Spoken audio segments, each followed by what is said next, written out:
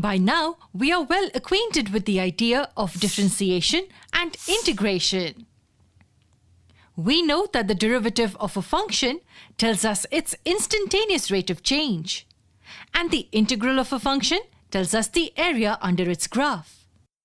We can see that these two ideas were developed to tackle two different kinds of problems.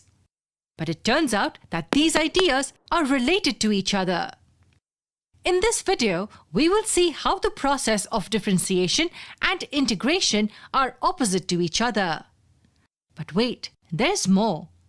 This relation has one major advantage for us.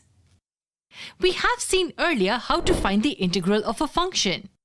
First, we divide the area into rectangles. Then we find the sum of the areas of the rectangles.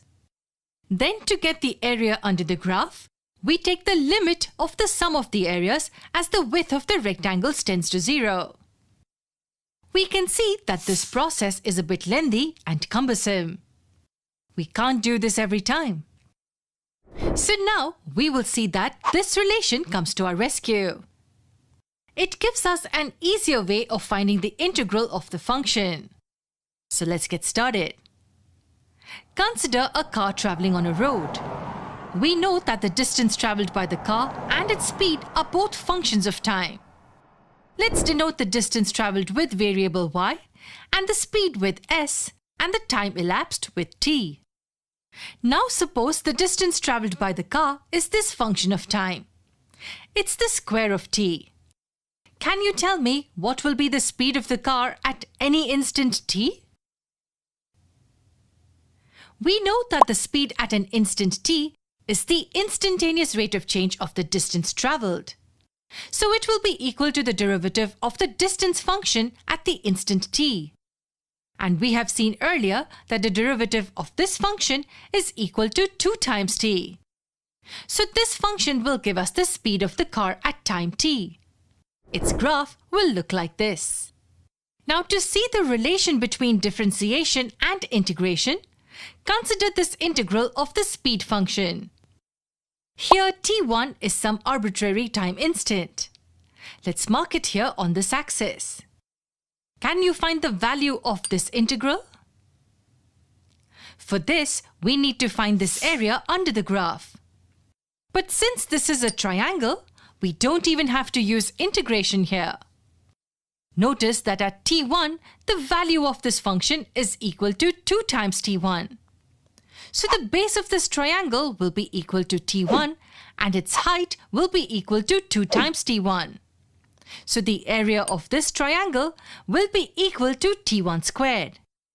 So we get that this integral from 0 to t1 is equal to t1 squared.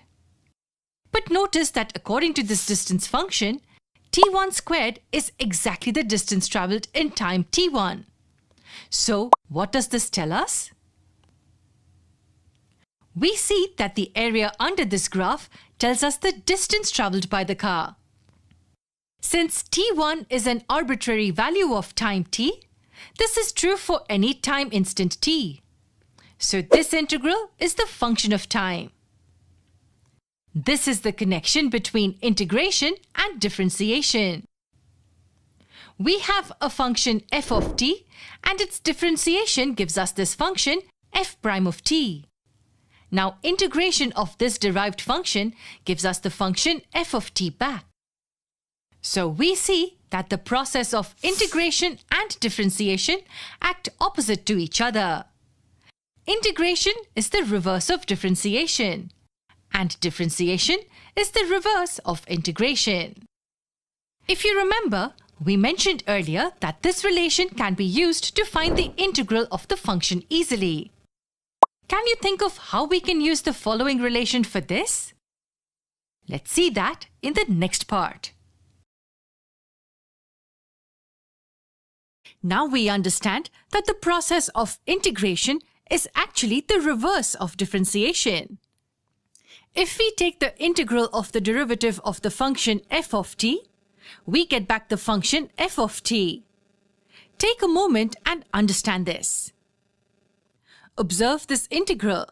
It tells us that for each value of t1, This integral will be equal to the value of the function f of t at t1. For an arbitrary time t1, it's equal to this area under the graph. Now let's see how this relation helps us in finding an integral of a function. Consider this integral of the function 2t between t equal to a and b. Here a and b are just some constant numbers.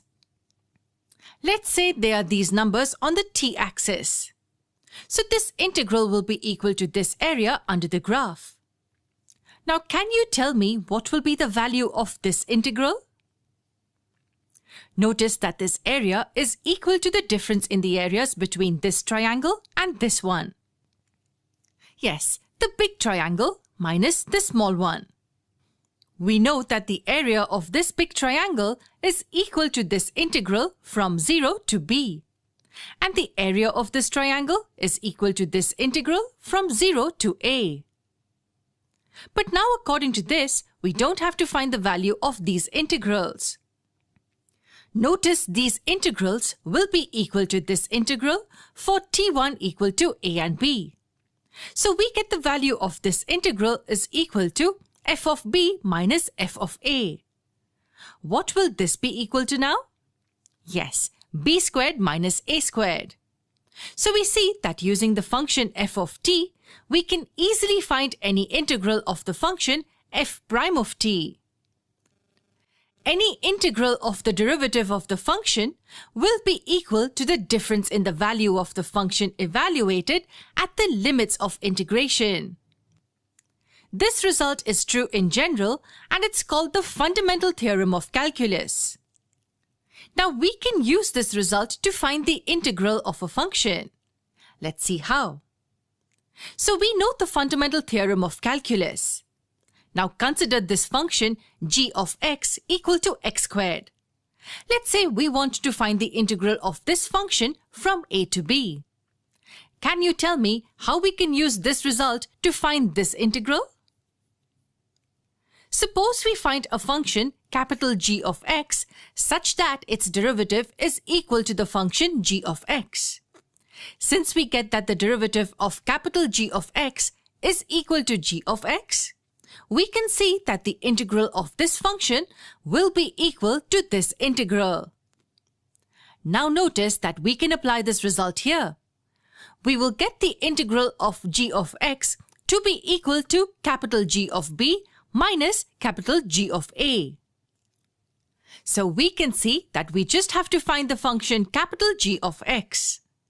This function is such that its derivative is equal to g of x. Can you find this function?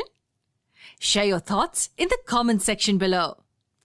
Such a function capital G of x is called the antiderivative or the indefinite integral of the function g of x.